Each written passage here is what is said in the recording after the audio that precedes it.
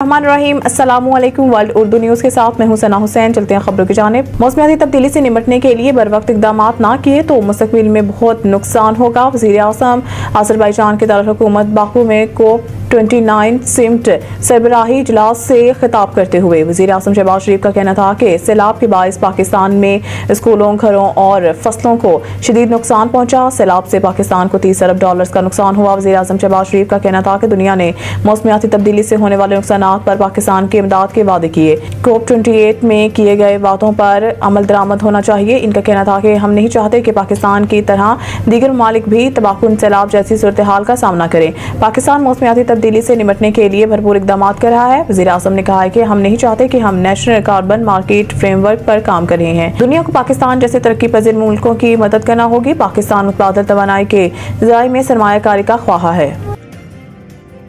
IMF हुकाम की Benazir income support programme की कारकर्दगी पर इत्मीनान का इज़हार। IMF वफ़द हुकूमती इदारों से मुज़ाकरात के लिए इस्लामाबाद में मौजूद है, जहां आज वफ़द को बेनज़ीर इनकम सपोर्ट प्रोग्राम के हवाले से ब्रीफिंग दी गई। ज़राए का बताना है कि बेनज़ीर इनकम सपोर्ट प्रोग्राम हुकाम ने IMF वफ़द को रवा माली साल के पहले 4 माह में BISP की कारकर्दगी के बारे में आगाह किया। ज़राए के मुताबिक वफ़द को मुस्तहिकीन को पहले 4 माह में इमदाद की फराहमी और माली मुश्किलात के बारे में बताया गया, जिस पर IMF हुकाम ने BISP की कारकर्दगी पर इत्मीनान का इजहार किया।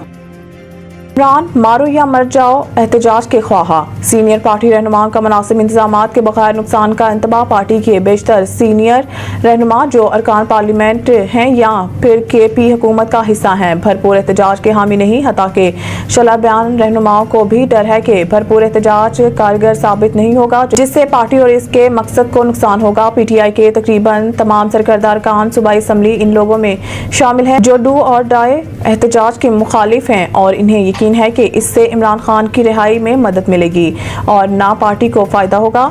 इसके बरअक्स इन अरकान ने खबरदार किया है कि इस इकदाम से पार्टी के लिए मजीद मसाइल पैदा होंगे। कहा जाता है कि अव्वल तो हुकूमत ऐसे एहतजाज की इजाजत नहीं देगी और एहतजाज का मुकाबला रियासती ताकत से दे सकती है, जैसा कि माजी में होता रहा है। हुसैन नवाज ने पनामा JIT केस में खामोशी तोड़ दी। टेलीफोनिक इंटरव्यू में हुसैन नवाज ने जस्टिस एजाज अफजल खान के पनामा फैसले से मुतालिक दावों के बारे में सवालात का जवाब दिया। पिछले हफ्ते जस्टिस एजाज अफजल ने इस नुमाइंदे के साथ बात की, जिसमें उन्होंने अपने फैसले की तफसीलात पहले बार रिटायरमेंट के बाद बयान की। उन्होंने केस के पस मंजर JIT के अरकान की तश्कील और इंतखाब के बारे में बात की और केस के फायदे नुकसानात पर रोशनी डाली। हुसैन ने रिटायर्ड जज एजाज अफजल खान के इस इतराफ को जानबदारी और कानून के बुनियादी असूलों का मजाक करार दिया, जिसमें उन्होंने JIT के मुंतखब करदा अफसरान को व्हाट्सएप कॉल्स के जरिए शामिल किया। उन्होंने कहा कि अगर शफाफियत मतलूब थी तो इन्हें खुद शफाफ होना चाहिए था। JIT की तश्कील में धांधली और खुफिया व्हाट्सएप कॉल्स के जरिए क्या वजह थी? अगर इन्हें JIT में ईमानदार और शफाफ अफराद चाहिए थे तो वो खुली अदालत में कह सकते थे और कोई इनको रोक नहीं सकता था।